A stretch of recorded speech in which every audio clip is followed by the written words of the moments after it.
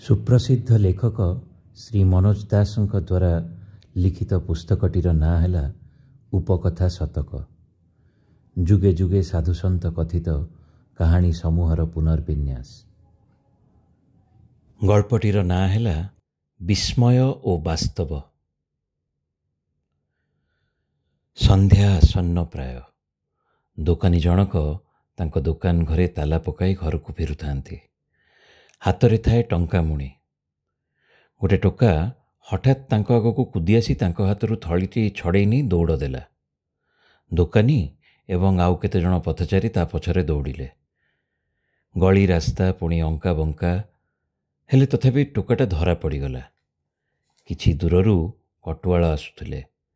सांगरे थिले दुई जण सिपाही। लोके चोरकू तांको आगरे आनी हाजर कराइले। टोका कटुआलଙ୍କ आगरे बसी पड़ी तांकर गोड़ जाबुड़ी धरी छाड़ पाइबाकू काकुति मिनती कला। कटुआल किंतु तांकर गोड़टीकू एते जोर छाटी देले जे टोका छिटिकी जाई टिके दूर पड़िला। से सुजोगर सदुपयोग कला से तत्क्षणात। उठी पड़ीदेला पुणी थरे दौड़। चोर धरा पड़िबा एवं टंका थली मिलिजिबा परे समस्ते टिके शिथिल हो जाइथिले। एमिति परिस्थिति हबो बोली केही भाबी नथिले। तेणु कटुआलंकर निर्देश रे सिपाही दुई जण ताको अनुसरण कला बेलकू से बेस किछि दूर चलीगलाणी। दौड़ी दौड़ी जाई टोका पशिला बण भितरे गोटे गुंफा पाखरे। गुंफा भितरे मिंजी मिंजी प्रदीप जलुथाए। बसी थांती जणे साधु। गुंफा कड़े टोका पड़ जाई मूर्छा गला। सिपाही दुई जण ता कड़ देई चलीगले। किंतु हुए तो अंधार जोगु ताकू देखि पारिले नाही किंपा ताकू साधुंको चेला बोली धरी नेले। किछि समय परे साधु बाहर को आसी ताकू देखिले एवं दया परवश होई तार सेवा शुश्रूषा करी ता चेता फेराई आनले। रातिक से सेठारे रहिला। सकाळे साधुंको कहिला, मते आपणकर सेवक भावे ग्रहण करंतु। साधुंकर आपत्ति नथिला। प्रथमे टोका सेठी रहिबार कारण कटुआल पुणी ताकू धरी पकाइबा बोली आशंका। किंतु सेठी किछि दिन रहिबा परे आउ साधुंको छाड़ी आसीबा पई तार मन बळिला नाही। से तांकर परिचर्या करे।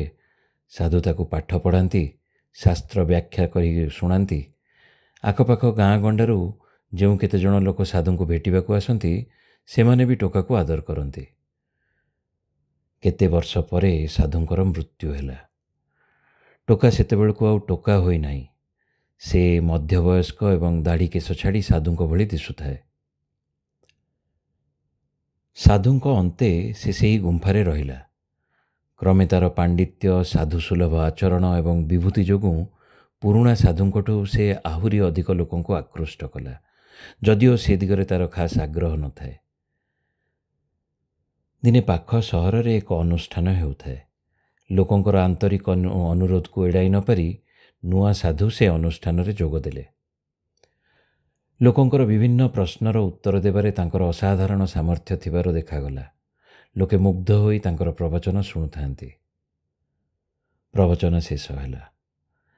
केते लोक आसी तांको प्रणाम करी विदाय नेले। जणे वृद्ध अवशेष रे तांकर पादरे मुंडिया मारी कांदी पकाई कहिले, बाबा आपणकर कथा शुणी आज बुझी पारुछि जीवनर असल लक्ष्य छाड़ी सारा जीवन मिथ्या पछरे दौड़ुछि सिना ए जीवन रे केबे भगवान को कौन मु जानी परिबी ना। सेते बड़ असंभव केबे संभव हबो परि मते लागु नाही।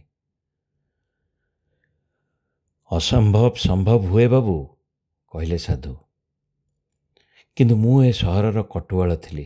केते निर्मम केते मंद कर्म रे मते लिप्त होबाकू पड़िछि। मु जदि भगवानकर करुणा लाभ करिबी तेबे सेटा हबो अति विस्मयजनक कथा। वृद्ध कहले, विस्मय वास्तव हुए बाबू। देख, दिने मु तम गोड़ धरिथिली, आज तमे मो गोड़ धरिल। एभली विस्मय संभव बोली तमे सेतेबेले कौन जानिथिल? एहा जेमिति संभव हैला तमे अन्य जो विस्मय कथा कहूच ताहा भी संभव न हेबार कारण नाही, कहले साधु। तापरे निष्कपटरे से अवसर प्राप्त कटुआलंकू मने पकाई देले 40 वर्ष तलर दिनकर संध्यार घटना। कथारे अछि प्रत्येक साधुर गोटाए अतीत अछि एवं प्रत्येक पापीर मध्य गोटे भविष्यत अछि। जीवनर बहु वैचित्र्य उपरे गुरुत्व दिए ଭାରତର ପ୍ରଜ୍ଞା ଲୋକ କଥା। ସମାପ୍ତ।